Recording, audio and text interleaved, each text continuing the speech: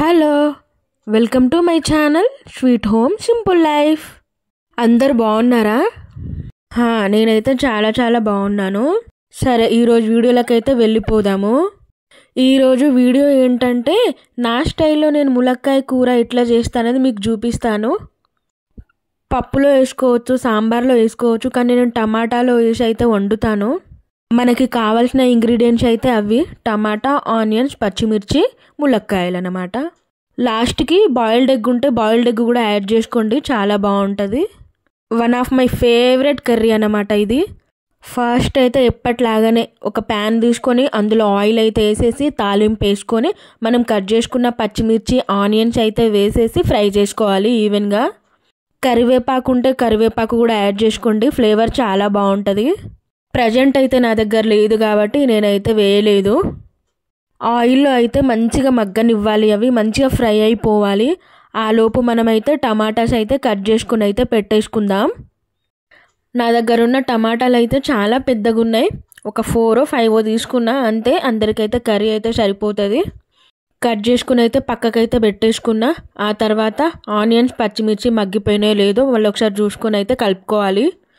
So మన ఉల్లిపాయలు అయితే ఫ్రై అయిపోయినాయి. ఉల్లిపాయలు అనేది పచ్చిగా అయితే అస్సలు ఉంచొద్దు, కొంచెం ఫ్రై చేయాలి.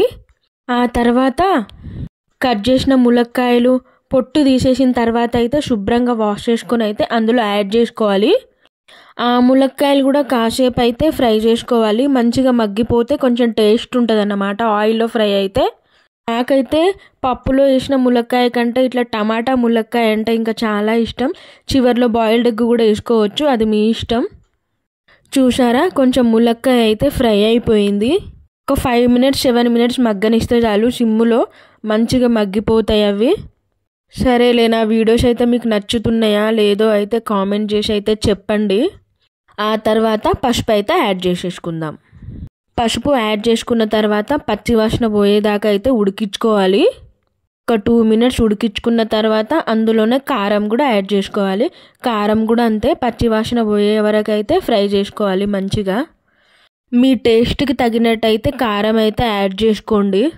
తక్కువ తినే వాళ్ళైతే తక్కువ వేసుకోండి, ఎక్కువ తినే వాళ్ళైతే ఎక్కువ వేసుకోండి. పసుపు కారం కూడా మగ్గిపోయిన తర్వాత మనం కట్ చేసుకున్న టమాటాలు కూడా యాడ్ చేసుకొని ఉప్పు అయితే వేసేసుకొని మళ్ళీ మూత పెట్టుకొని అవి టమాటాలు ఉడికేంత వరకు అయితే ఒక 10 minutes 7 minutes ఇట్లా అయితే ఉడికించుకోండి. టమాటాలు ఉడకడానికి అయితే కొంచెం టైం పడుతుంది కాబట్టి ఆ లోపు అయితే నేనైతే కొత్తిమీర అయితే కట్ చేసేసుకున్నాను. ఆ వీడియో క్లిప్ అయితే మిస్ అయిపోయింది. చూసారా, పైన సాల్ట్ వేస్తే ఏంటంటే తొందరగా మగ్గిపోతాయి మంచిగా టమాటాలు.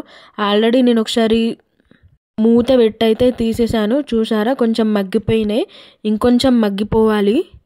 మా ఇంట్లో వాళ్ళకైతే చాలా ఇష్టం టమాటా ములక్కాయ కర్రీ. మా మమ్మీకి మా చెల్లెలకు కూడా చాలా ఇష్టం. టమాటా ములక్కాయ అంటే హ్యాపీగా తింటారు వాళ్ళు. వాళ్ళ ద్వారానే నాకు ఇట్లా వండడం అయితే అలవాటు అయిపోయింది. ఆ తర్వాత అన్నీ మంచిగా కలుపుకొని టమాటాలు మగ్గిపోయేంత వరకు అయితే ఉడికించుకోవాలి.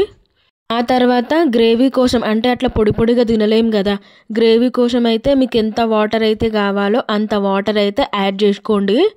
ఎందుకంటే ములక్కాయలు కూడా ఉడకాలి కదా మంచిగా వాటర్లో.